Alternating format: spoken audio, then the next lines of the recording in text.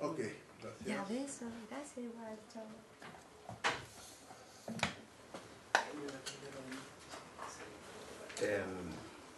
La cuenta está referido al cumplimiento de dos normas establecidas por la ley de pago a 30 días. Una que obliga al Servicio de Impuestos Internos a informar a las comisiones de economía de ambas cámaras la factibilidad técnica de otorgar a los contribuyentes el derecho a crédito fiscal del IVA en el periodo tributario en que el contribuyente pague el total del monto señalado a la factura.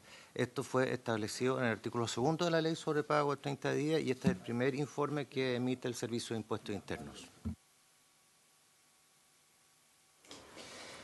Que ocurre que en el marco de la discusión de la Ley de Pago de 30 días se levantó una idea de condicionar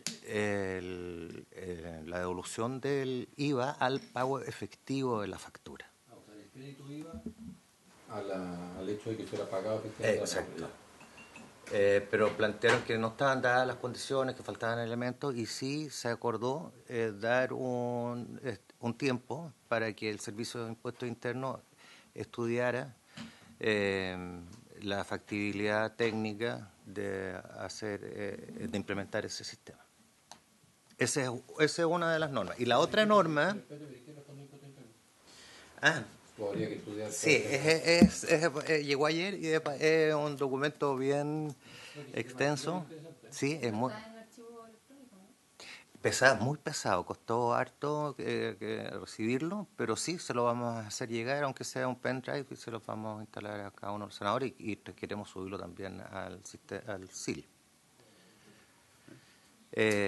Lo que sí ellos dicen es que es difícil determinar cuándo se cumplió con el trámite del pago efectivo de la factura. O sea, sigue siendo como un problema a enfrentar y ahí también plantean distintas fórmulas que van desarrollando en el informe.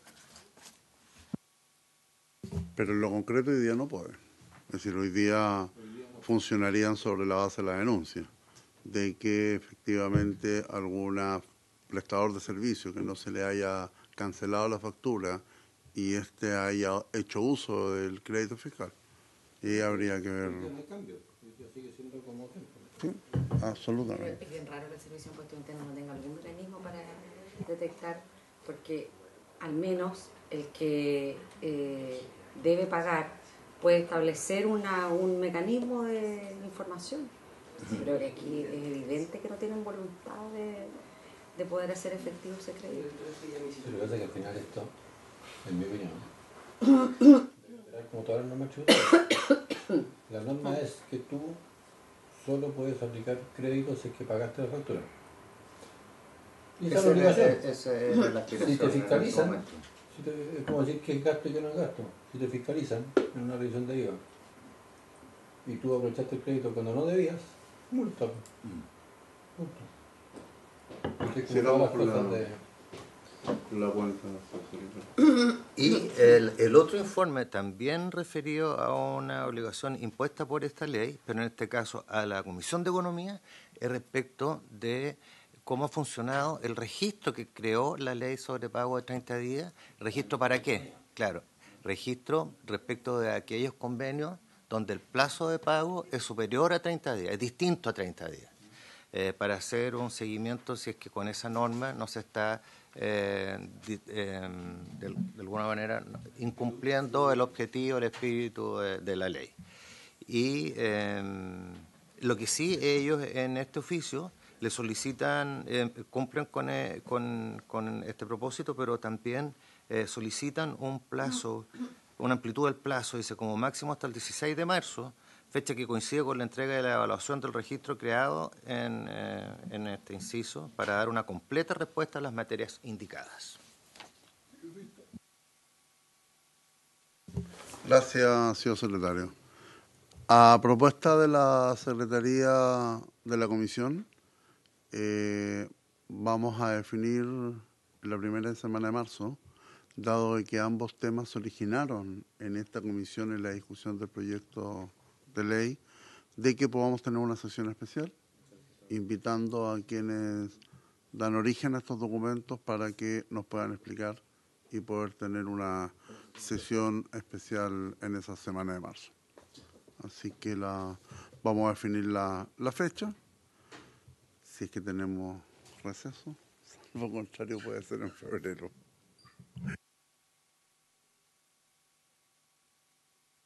Entonces, para convocar En la primera semana de en la marzo. primera semana de marzo. Entonces invitando al Ministerio de Economía y Impuestos Internos. Sí, una sesión exclusiva para tocar dos temas que finalmente se originaron aquí en esta comisión. Corresponde continuar con el estudio de las indicaciones. Presidente, hay Sí, adelante. Hay otro asunto también de la cuenta y es una solicitud de la Organización de Consumidores y Usuarios, ODECU, para participar en la sesión de mañana que la Comisión va a recibir en audiencia a muchas personas que solicitaron ser oídas en el marco de la discusión del proyecto para Proconsumidor, fortalecer los derechos de los consumidores. Bien, recordar que mañana desde las 10:30 tenemos una jornada de audiencias entre 10:30 hasta las 12:30 o 13 horas. Por lo tanto, agradecerle a los señores senadores ayudar con el quórum y dar ahí las facilidades para poder escuchar en la ley de Proconsumidor. Están todos los invitados confirmados, son 11 invitados. Bien, vamos a pasar a la tabla. Corresponde seguir con el estudio de las indicaciones del proyecto de ley que modifica la Ley General de Banco y el Código de Procedimiento Civil para establecer el avalúo comercial de los bienes raíces como mínimo de la subasta y proteger la vivienda única de los deudores que indica por medio de la prenda pretoria, boletín 12.917-03. Lo que quedamos en la sesión anterior era que los asesores de los señores senadores de la comisión se iban a juntar para poder redactar un texto. Esta es una moción parlamentaria de la senadora Rincón y del senador Elizalde. No sé si...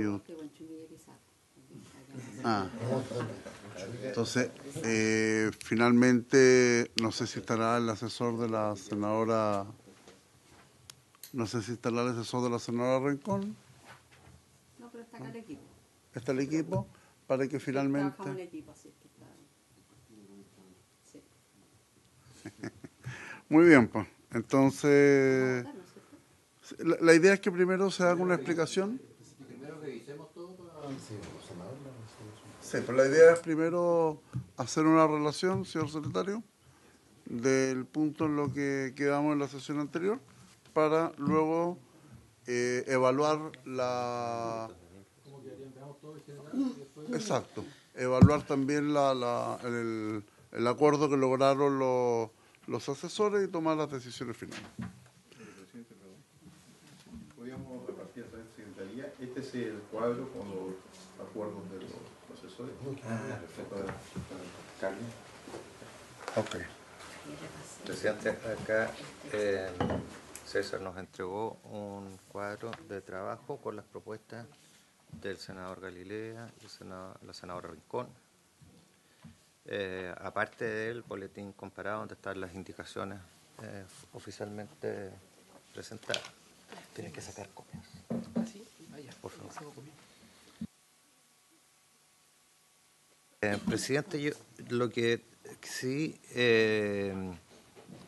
corresponde como recordar las ideas matrices del proyecto, porque sobre eso después se formulan las indicaciones. Primero de ello es un aumento de los plazos de la contestación de la demanda, como para la oposición a la ejecución. Amplía el catálogo de excepciones que puede oponer el deudor en el juicio especial hipotecario, asimilándolas a las del deudor del juicio ejecutivo. Elimina en ciertos casos la facultad del acreedor de solicitar el remate del bien raíz embargado o hipotecado o la entrega del mismo en prenda pretoria. Otorga a la prenda pretoria el carácter de irrenunciable para el deudor. Eleva el mínimo para el remate de un bien inmueble.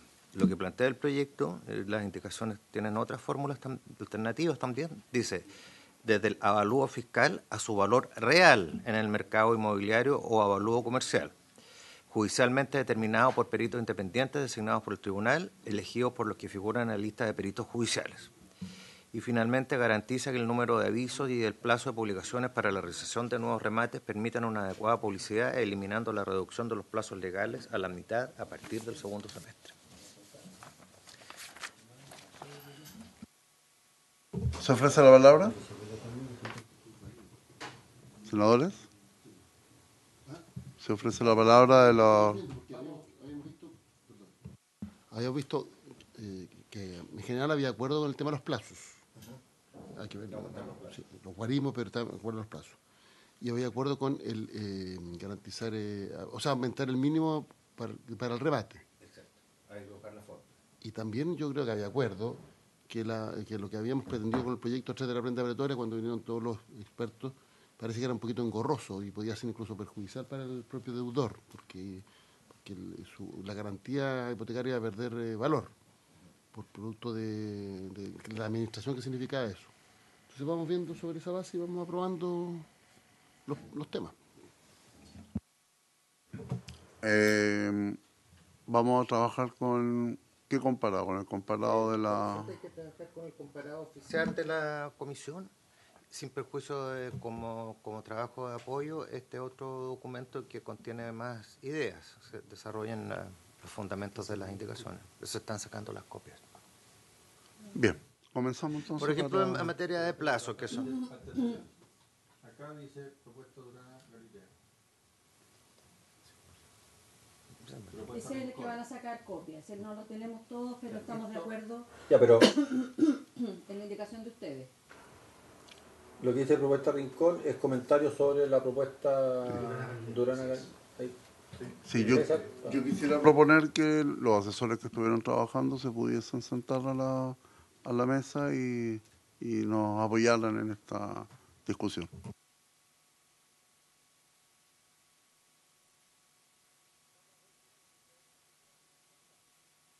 Están sacando copias. Sí, invito a que se puedan... Invito a los asesores que participaron y que se sienten en la mesa, por favor.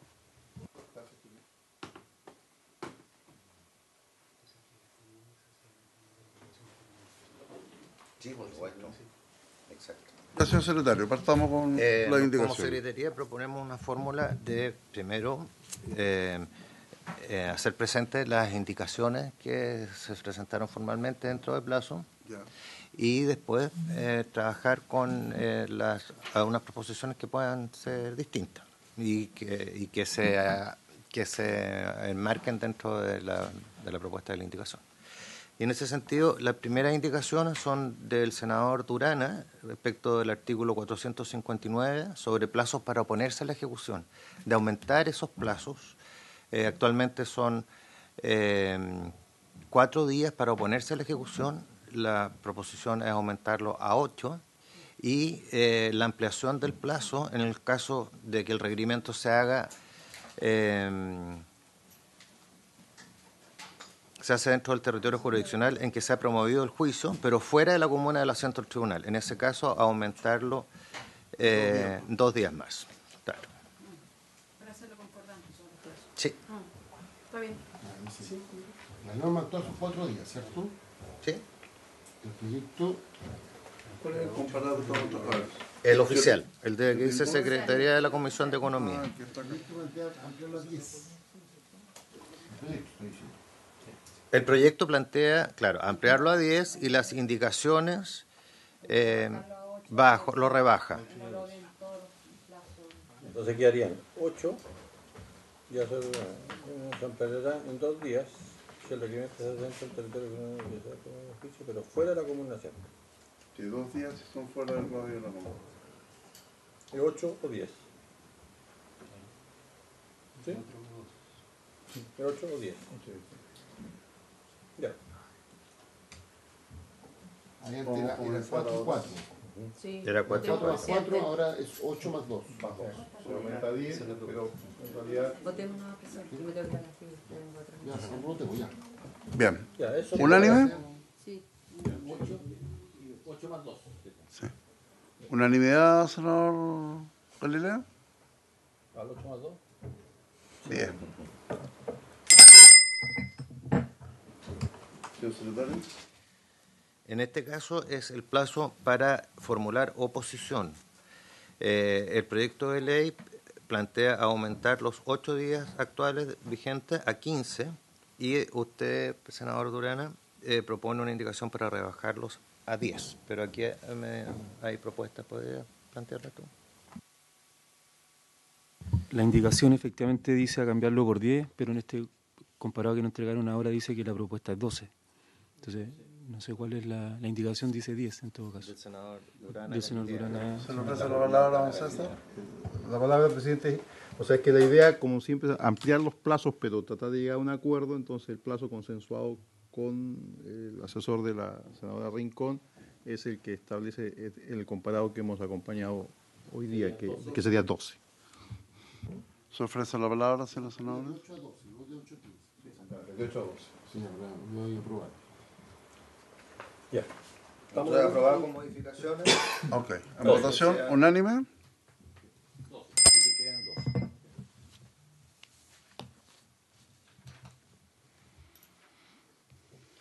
2. Sobre este punto, la Secretaría quiere plantear a la Comisión un acuerdo para alterar el orden del artículo, porque si se fijan, estamos en el Código de Procedimiento Civil y no hemos pronunciado respecto a los artículos 459 y 460, por la materia que hemos visto.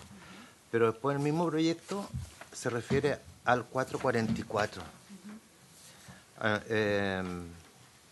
Entonces la idea es reformularlo internamente para que las modificaciones se vayan haciendo de acuerdo al orden del Código de Procedimiento Civil. ¿Le parece? Ok. Es una adecuación formal solamente. ¿Se debe votar o va a estar el Sí, consenso? sí, también. Lo propuesto por la Secretaría. Exacto.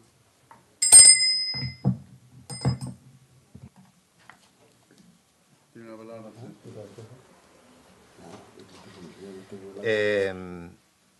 Ahora, este es como una parte muy importante del proyecto y el que es el proyecto aprobado en general, tanto por la Comisión de Economía como por el Senado, para incorporar una norma específica en el artículo 444, y que es precisamente el tema que nos convoca. Dice: si la ejecución recae sobre un bien raíz, el inmueble constituye la vivienda del deudor y o su familia, es única propiedad raíz y el deudor ha pagado el 50% o más del capital adeudado, el acreedor solo podrá solicitar la entrega del bien raíz embargado en prenda pretoria y no su remate. Todo pacto en contrario será nulo. Sin perjuicio de lo anterior, decretada la prenda pretoria por el juez, el deudor podrá renunciar a ella si a sus intereses conviene. Respecto de este inciso, hay dos propuestas del senador Coloma y del senador Durana para reemplazarlo por otro que tienen diferencias. El del senador Coloma está en el comparado oficial de la Secretaría de la Comisión.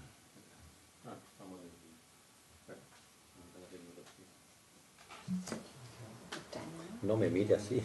Esa es la otra propuesta. No sé, ¿Ahí también está? se le secó. Me intimida la senadora propuesta. Ya, perfecto. Claro. Entonces, piensa bien lo que vaya a votar más rato. Vamos a ver. Y ahí sí que te voy a intimidar. Te voy a cambiar el voto ya. Piensa bien lo que vaya a votar. Ahí hay Ahí que... no vas a recibir solo mi intimidación, vas a recibir la intimidación de más del 50% de la población chilena. No. Ya. Veamos. Entonces, el senador Coloma plantea que si la ejecución recae... Sí. Sobre un inmueble, el proyecto general, aprobado en general, decía bien raíz, y dicho bien constituye la única propiedad del deudor. En el proyecto general dice la vivienda del deudor y o su familia, y el deudor ha pagado el 50% o más del capital adeudado, el acreedor solo podrá solicitar la entrega del bien embargado en prenda pretoria. Todo pacto en contrario será nulo. Sin perjuicio de lo anterior decretada la prenda pretoria, el deudor podrá renunciar a ella si a sus intereses conviene.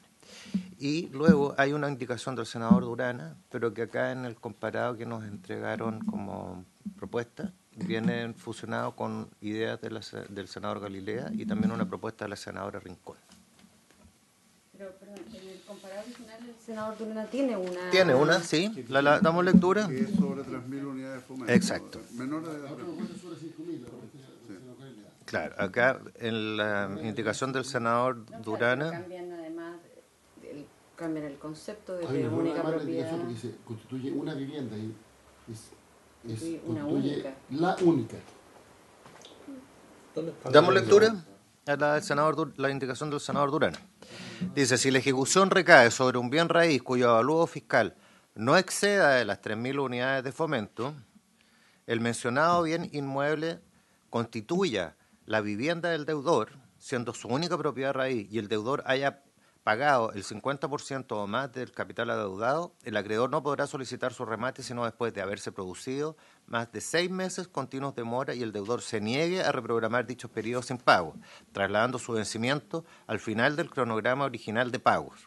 Alternativamente, el acreedor y deudor podrán convenir la entrega del bien raíz embargado en prenda pretoria y no su remate. Todo pacto en contrario será nulo. Sin perjuicio del anterior, decretada la prenda pretoria por el juez a solicitud de ambas partes, el deudor podrá renunciar a ella si a sus intereses conviene. En el último comparado sacaron el concepto de único bien raíz. La indicación. Don César tiene la palabra. La palabra, presidente. Sí, en las conversaciones que sostuvimos asesores, en primer lugar, la propuesta dada por el asesor del senador Galilea y por mí, es que se incorpora este concepto de los 6 meses de mora para poder aplicar la cláusula de aceleración. Es decir, que el banco no puede acelerar la deuda al segundo o al tercer mes, sino que debe esperar 6 meses recién para aplicar la cláusula de aceleración. Eso pero que no puede hacer para todos los créditos hipotecarios, sino para aquellos que no excedan las 5.000 UF. Y se elimina, en esta primera propuesta, se elimina el concepto de única vivienda. ¿Por qué? Por la imposibilidad y la dificultad de acreditar eso. Porque en el proyecto original se establece que esto lo tiene que acreditar el receptor judicial. Entonces, ¿qué significa eso? Si una persona vive en Arica, pero por ahí tiene un inmueble en Punta Arenas, el receptor tendría que pedir la certificación de todos los conservadores de bienes raíces de Chile para poder acreditar que es su único bien raíz. Es decir, hay una dificultad práctica en esa acreditación. Bueno, pero ese es un punto en el cual no tenemos acuerdo entre los asesores. No, está bien, pero al deudor se le obliga a pedir el mismo tipo de certificación. O sea, Perdón, senador Luis. Porque no es así, porque se supone que esto está pensado para proteger al deudor. Sí. Por tanto, quien tiene que alegar, quien tiene que acreditar que su única vivienda o único bien raíz es el deudor, no el acreedor. Entonces, el acreedor dice, bueno, vamos a remate. Y él dice, no, es que es mi única vivienda. Bueno, acredítelo. Y él que lo tiene que acreditar. La pregunta es el cómo. O sea, la única forma de acreditar eso está en la certificación de todos los conservadores de bienes raíces del país. Ese es el problema práctico que hay.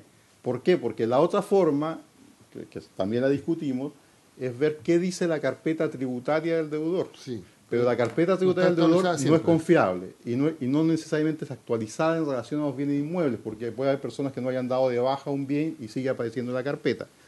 Entonces, el problema está en que cómo acreditar que es el único bien raíz del deudor.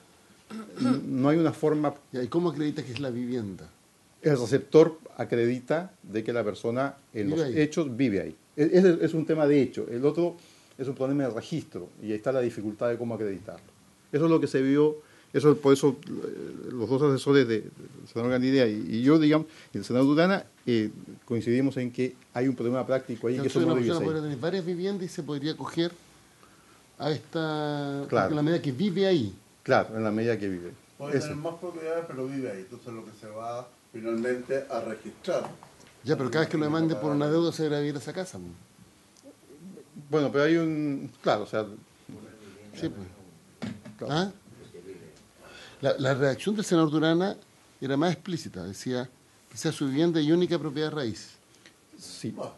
Pero lo que debería... Para hacer un tema de hecho, lo que va a ocurrir, porque esto es una excepción establecida para que no haya abuso, pero tampoco si una persona tiene 10 propiedades y está moroso en 8, sería absurdo que alegara que es su vivienda. Pero lo que va a ocurrir es que cada vez que lo demanden se va a ir a vivir a ese lugar, pues. Y va a decir el receptor, venga, aquí vivo, pues. Y algo de hecho, y lo va a acreditar. Senadora Proboste. Presidente, mire, no es necesario que vaya a todos los conservadores de bienes raíces, porque salvo que tenga sociedad inmobiliaria, siempre las propiedades están asociadas al RUT. Y por lo tanto, el Servicio de Impuestos Internos, basta con colocar el RUT, aparecen ligadas todos los roles de las propiedades. Salvo que tenga sociedad inmobiliaria.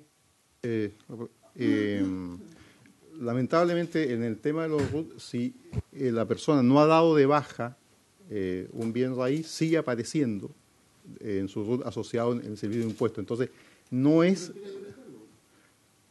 Claro, él tiene que... Ahí tiene que correr a decirle, a mostrar la escritura de No, pero sigue apareciendo en su carpeta tributaria. Pero en ese caso él va a tener entonces el micrófono. Yo digo lo siguiente. Lo que pasa es que sí, el sentido de la excepción es que sea la vivienda única. Porque si una persona tiene varias propiedades, al final se puede se puede excusar o escudar en esta norma para tener morosidad acumulada de menos de 6 meses y al final eso no contribuye a la lógica a la cual debiera operar el sistema, porque esto está pensado en el deudor que le van a quitar la casa. Eso es lo que está pensado. No en el tipo que puede tener múltiples propiedades, porque en el caso contrario, como algo de hecho, él puede acreditar que viven todas. Juicio a juicio va a acreditar que viven todas. Va a ir al receptor, va a llamar tal día, traslada sus cosas, cuelga y dice, ¿sabe qué más? Yo vivo aquí. Y además una persona puede vivir en varias partes, ojo. Una persona puede tener varios domicilios, varias residencias, para qué decir, y varios domicilios. Entonces, al final, esta norma se va a ocupar para... O sea, dejar que, si queda abierta, como se ha planteado, se puede prestar para abusos. Ahora, otra cuestión es cómo se aprueba. Pero el sentido de la norma es proteger la casa propia, por decirlo, la vivienda en la que la persona vive, valga la redundancia. ¿Puedo dejar mi voto? ¿Puedo dejar mi voto? ¿Puedo votar? En contra. ¿Puedo votar, presidente? ¿En contra de las indicaciones? Sí, en contra de las indicaciones prefiero el texto original. De las dos indicaciones.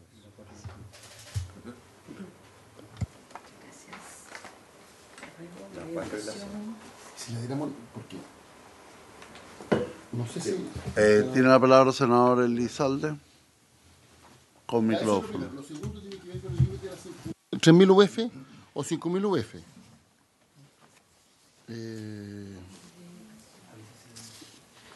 Ya, pero eso es otro tema que queríamos discutir de nuevo. Pero lo que creo que tenemos que buscar es una redacción que garantice el sentido de la norma y que evite el abuso de los acreedores, pero que no tolere una mala práctica de los deudores inescrupulosos, que también los hay.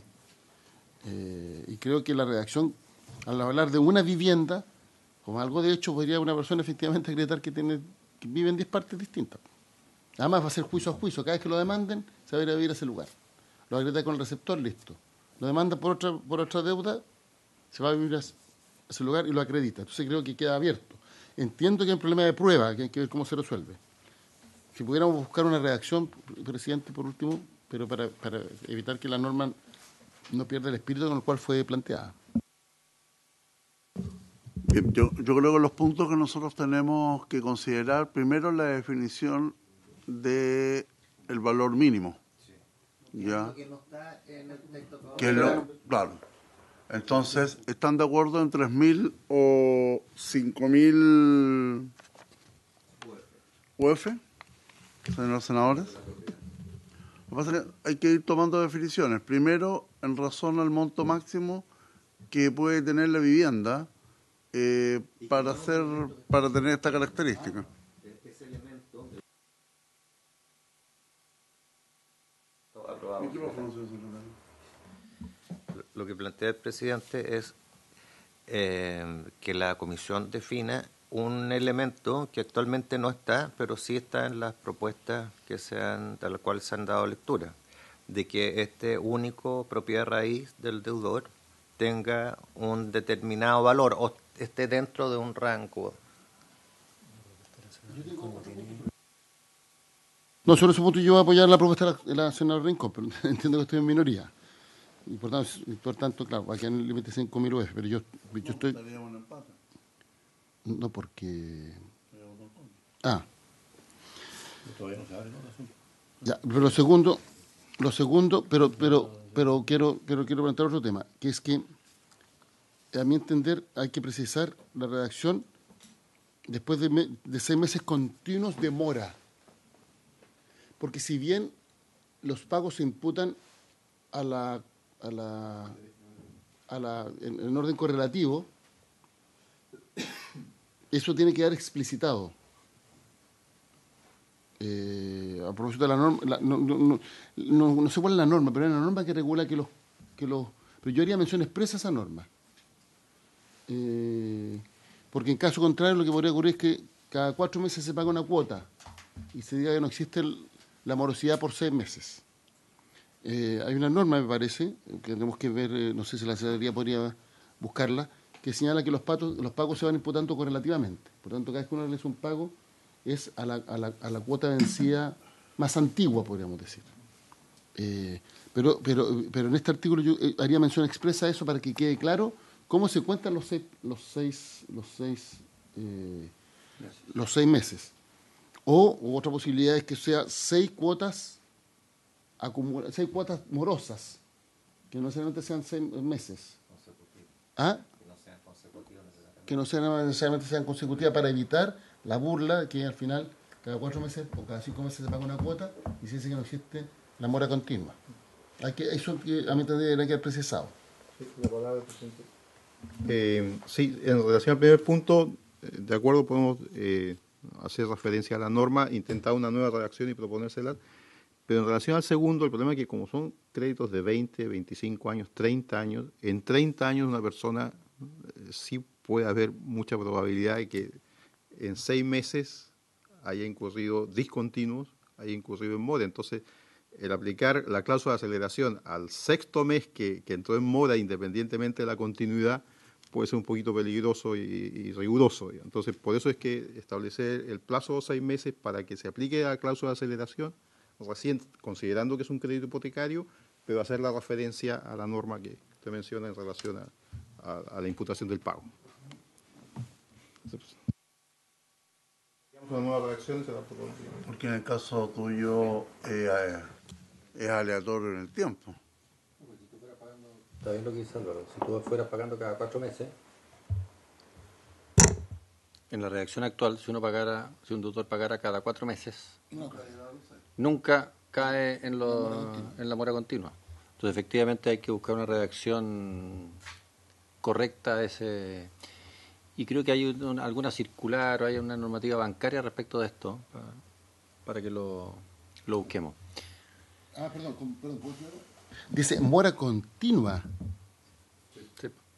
No dice que deba 6 meses, sino que es mora continua. Por tanto, en rigor, si la persona va y paga, independientemente de cómo se imputa el pago, pero él puede alegar, no, si yo pagué todos los 5.º meses o todos los 6.º meses yo pagué mi cuota. Por tanto, la mora no es continua por 6 meses. Yo pago 2 cuotas al año y la mora no es continua por 6 meses.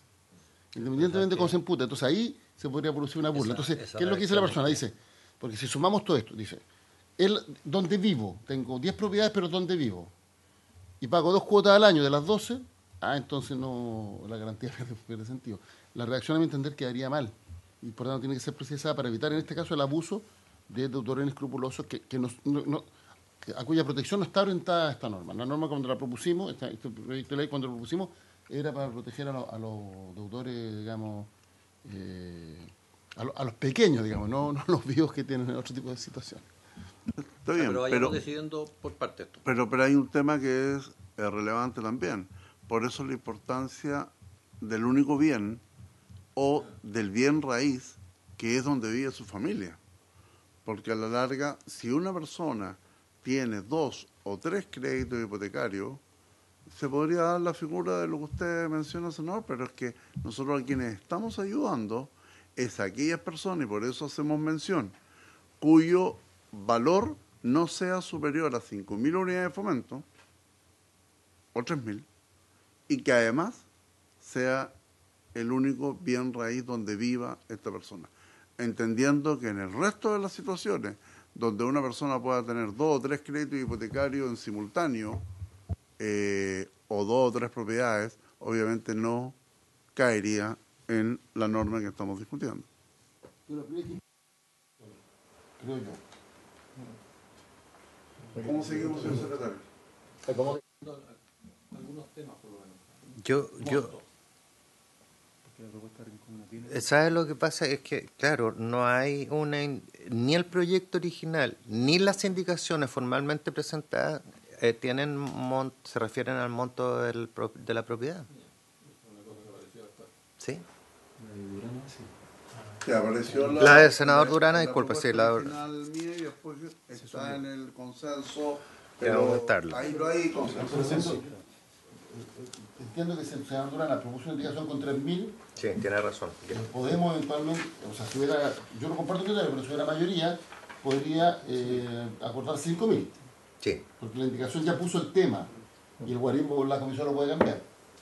Fuera por el 10.000, 2.000, 8.000, pero ya dentro del plazo, es una indicación que establece, no es para toda la vida. Ahora, 5.000 UF, una casa de clase media está en el valor de los 5.000. Estamos hablando cuánto, el 140, 150 millones de pesos. Está bien. Ya, pero yo trabajaría la redacción de este artículo. Sí. No está maduro como para aprobarlo todavía. Trabajemos Pendiente. la redacción en torno al monto de la propiedad a cubrir y al concepto del único bien raíz y cómo se consideran los 6 meses de mora. Criterio. El concepto de único se enfrenta al tema de la prueba y se enfrenta al tema de las... El concepto de propiedad única se enfrenta al tema de la prueba. ¿Qué es lo que el juez va a considerar suficiente prueba para demostrar que fulano de tal tiene solo una propiedad en la vida? ¿Qué pasa si es que la persona tiene, efectivamente a lo mejor tiene una, su señora tiene otra, una hija tiene otra? ¿Qué pasa si es una sociedad en la que tiene propiedades? Yo creo que es muy complejo desde el punto de vista... Pero donde vive también... donde vive Entonces, por eso vamos despejando. El tema de la prueba de la única, que es lo que se entiende única vivienda, es muy complejo. Yo lo encuentro complejísimo. El tema de que es donde vive va a ser una prueba de un hecho. Efectivamente, el tipo puede estar cambiando, pero si es que alguien se preocupa y dice, trae las cuentas de la luz, la cuenta del agua, la cuenta de los consumos, en fin, yo encuentro menos complejo eso, por último, que... Y la otra es no... No, pues esta norma va solo para esos casos. Lo que pasa es que si ustedes leen era si la ejecución recae sobre una empresa o establecimiento mercantil o industrial o sobre cosas o conjunto de cosas que sean completamente indispensables. Es decir, de ahí vinieron las indicaciones. El proyecto original era mucho más amplio. No era original de esta es la ley vigente. Este es el proyecto aprobado general. Ahí están los primeros elementos. Sobre una empresa Se agrega pero aquí se agrega simple homenaje a la casa, qué sé yo.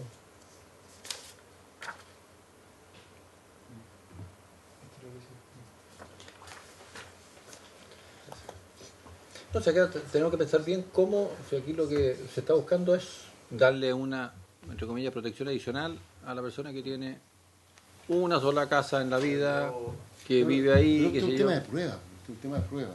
El problema es que Claro, pero ¿cómo hacemos? ¿en quién recae la obligación de probar? Eso es lo que hay que establecer. Porque si la obligación de probar recae en el acreedor, Sí, pero siempre eso no es un problema. no, si la prueba en principio es de quien tiene que probar el hecho positivo. Y no, pues, es por regla Que es general el- el acreedor. Pues. Que, no, pero el hecho positivo acá lo tiene que mostrar el deudor, que tiene que decir esta es mi única casa, yo vivo en esta casa. Sí, pero uno es probante. El otro tendría que demostrar el hecho negativo. Tú no vives en la casa, no es tu única. Sí, está bien, pero el que demanda, alguien podría, un abogado, digamos, creativo, existen muchos, podría decir que el que demanda, como el requisito es que sea única, que sea la vivienda y única vivienda, o al menos la vivienda, que el demandante tiene que acreditarlo. Porque él está alegando que, no se, que esto se realice, que no está en la excepción aquí contenida, en este caso. Alguien podría alegar lo contrario, podría decir, no, pues, el que No, porque es una excepción. es una excepción, yo digo no. Y por lo tanto la alega el deudor. Entonces, yo creo que Entonces, de todas maneras, esto tiene que dar el onus probandi, el peso de la prueba, la carga de la prueba tiene que estar radicada en el deudor en este caso. Ya, Porque es una excepción, es pero un caso ¿cómo distinto al hacemos- resto. ¿Cómo hacemos que el deudor pueda probar razonablemente esto? Porque si tú tienes una casa y tu señora tiene otra casa, ¿qué pasa ahí? Quizás se podría utilizar, senador, la fórmula del 141 del Código Civil, es decir, de la residencia principal de la familia que haya sido declarada bien familiar. Pero declarada bien familiar, eso solo ocurre cuando hay una pelotera, ¿no? Sí. No, pero quieren a priori declarar bien familiar. Preventivamente, es muy común. Claro. Claro, las personas tendrían el incentivo de declarar, más bien tendrían un incentivo de declararlo bien familiar a efectos de probar de que es el lugar que guarnece la familia. Ya, yo creo que no está más duro el artículo. Sí, pero yo la verdad es que creo que a medida que hemos ido generando indicaciones hemos ido complicando el artículo. Porque el espíritu era de que una persona que tuviese 50% o más de pagada la propiedad podía acceder a este beneficio de que no perdiera y no se le rematara su casa. Entonces, tanto en la primera indicación como en la que presenta el señor Coloma, reconozco a lo mejor uno ya fue agregándole más cosas con las 3.000 o 5.000 unidades de fomento y ahí después entramos al tema del plazo continuo en mora. Yo quiero rescatar quizás la propuesta en general aprobada y porque el beneficio es para la persona que ya ha pagado más del 50% de la deuda. A mí el concepto de única vivienda me parece fundamental. Porque lo que queremos evitar es que la persona, en definitiva, quede en la calle cuando ha pagado al menos el 50% del crédito. Que la persona no quede en la calle. Eso es lo que queremos evitar. Si una persona tiene varias propiedades, no va a quedar en la calle. O sea, tiene que mudar, que es distinto. Porque vos tenés una casa pagada y una casa que está pagando. Que es completamente distinto. El sentido de la norma es que la gente no quede en la calle. Y por eso es una excepción respecto a las normas generales.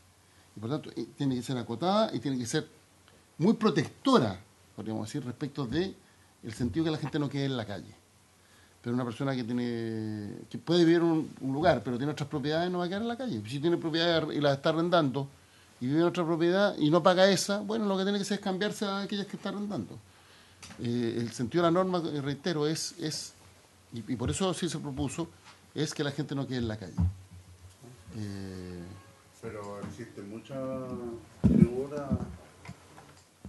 muchas figuras porque finalmente también hay personas que tienen 2, 3, 4 propiedades y cada propiedad se paga con el arriendo.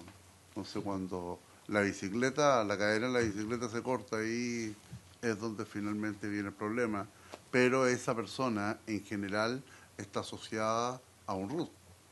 Y ese RUT es identificable a través de el departamento de avalúo que tienen los servicios de impuestos internos.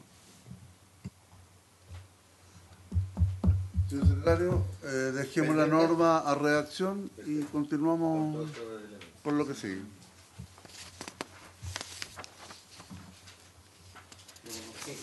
Ahora pasamos en el comparado oficial de la Secretaría de la Comisión a página 4 y siguiente. Es el número 4 del proyecto, que recae sobre el artículo 450 del Código de Procedimiento Civil. Claro. Sobre normas sobre el embargo. Entonces, el texto aprobado en general y en particular por la Comisión de Economía y en general por el Senado agrega un inciso al siguiente tenor. Si la ejecución recae sobre un bien raíz, el ministro de fe que practique el embargo deberá certificar si el inmueble constituye la vivienda del deudor y o su familia y si es la única propiedad raíz del deudor a efecto de lo preceptuado en el artículo. Claro, debería quedar pendiente. Claro. El mismo tema. Y las indicaciones del senador Coloma y el senador Durana también son de la misma, también pendientes. Entender, porque es la misma materia, por tanto está relacionada con el artículo anterior. Es una vía de solución. Sí. Vamos al 8, o sea, perdón, a la indicación 5, al 465, artículo 465, ¿no? Sí, también está relacionado con el mismo artículo 444. Es el texto propuesto, dice, el deudor que se encuentra en el caso establecido en el artículo 444, inciso tercero, el que se está agregando al Código de Procedimiento Civil mediante este proyecto, dice, alegará, en la oposición encontrarse en dichas circunstancias y ofrecerá los medios de prueba pertinentes, solicitando al juez ordene la constitución de la prenda pretoria en caso de dar lugar a la ejecución. El juez procederá al nombramiento de perito con el fin de calcular el monto pagado por el deudor. El deudor podrá abonar sumas de dinero en la cuenta corriente del tribunal necesarias para alcanzar el 50% del capital adeudado, que hiciere falta, hasta 3 días hábiles antes de la presentación del informe pericial. ¿Está de acuerdo de eliminar la referencia a la prenda pretoria? Pero es que esa también hace referencia al 444 inciso tercero, que debemos dejar pendiente. Que no sale en la columna temporal. Y hay indicación del senador Coloma y el senador Durana.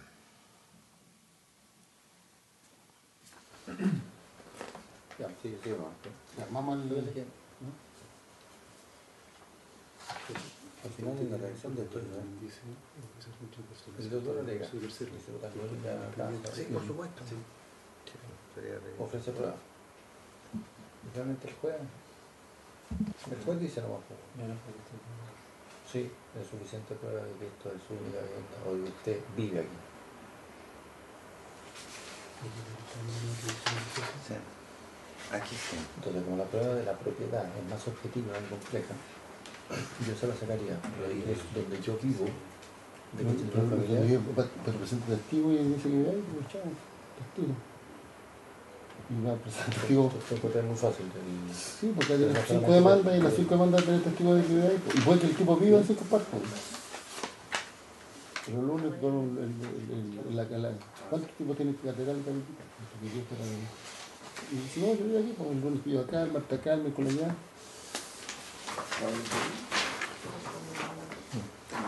¿Tú dónde vives? Tú, el supuesto. El que, yo no sé a qué nombre quién está en las propiedades que da lo mismo. Yo digo mi domicilio es Talca. Está bien. Pero tú tienes casi... Ahora, si me vinieran a rematar, diría... Yo vivo en Valparaíso. Valparaíso. Sí. Porque tú vives en Valparaíso. Y vives en Talca. Vives en los dos lugares. Y tu familia te acompaña a ambos lugares. Mi hija vive en Santiago. Ya, pues yo también. Y tú vives y a veces pasa a llegar. Entonces, ¿dónde vive? No todos son tan como tú. No, pero hablando en serio.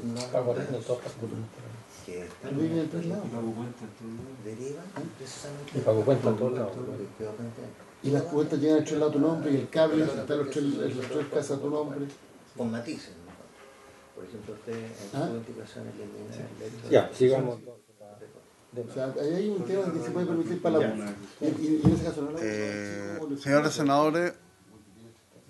Señores senadores, dado de que casi todas las indicaciones con distintos matices están vinculadas, sería importante que el señor secretario nos haga una evaluación de lo que son estas indicaciones, de tal forma de tomar una mejor decisión si es que finalmente convocamos una nueva sesión o tenemos alternativas de aprobar alguna de las indicaciones propuestas. Claro, en la línea de lo que planteó el señor presidente, por ejemplo, en este caso, y de las cosas que se levantaron en el debate del artículo 444 de la incorporación de este inciso tercero, porque acá el proyecto aprobado por el Senado da respuesta a estas inquietudes, en el sentido de que el deudor que se encuentra en ese caso alegará la oposición de encontrarse en dichas circunstancias y ofrecerá los medios de prueba y solicitará al juez que ordene la constitución de la prenda pretoria en caso de dar lugar a la ejecución. Entonces, la primera está la indicación del senador Coloma, que es similar al texto aprobado en general con matices, pero en la indicación siguiente del senador Durana hay un elemento nuevo y es que elimina la posibilidad de constituir prenda pretoria, que es una de las cosas también que se debatió durante el conjunto con invitados expertos en este tema, de qué tan factible es instituir lo de la prenda pretoria. ¿Se ofrece la palabra? O sea, haciendo un resumen, en la indicación del senador Durana, una diferencia es que esa indicación elimina lo de la prenda pretoria, porque también recogiendo lo que han planteado invitados que dicen que lo de la prenda pretoria haría menos atractivo, encarecería el crédito o no sería una solución muy efectiva, etcétera. ¿Senador Galileo? ¿Senador Galileo?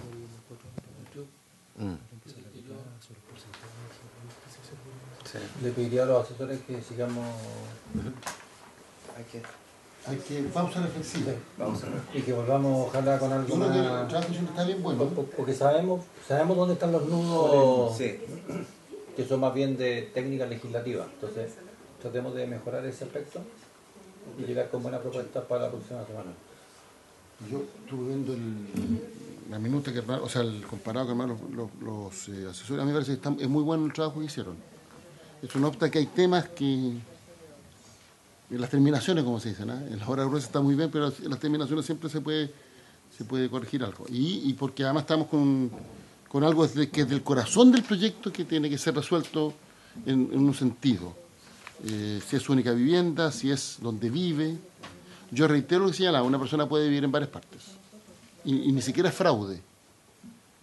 Porque por su actividad laboral puede dormir los lunes en Santiago, los martes en Valparaíso, el miércoles en Talca. Y viven en todas partes. Y en todas partes tiene cuenta de cable, en todas partes la cuenta de la luz llegan a su nombre. Entonces, a mi entender, esto está entendido para que la persona o sea, una persona que tiene muchas propiedades no es el sentido de esta ley. Esta ley está pretendiendo proteger, digamos, a los chicos, no a los medianos y menos a los grandes. Pero creo que el trabajo que hicieron está muy bueno. Bien, de acuerdo a lo que hemos conversado, vamos a seguir la opción de que los asesores se puedan seguir juntando de tal forma de que el objetivo del proyecto se cumpla con los objetivos planteados. Mañana vamos a tener audiencias de 10:30 a 2:30. Bien, habiéndose cumplido el objeto de la sesión, se levanta.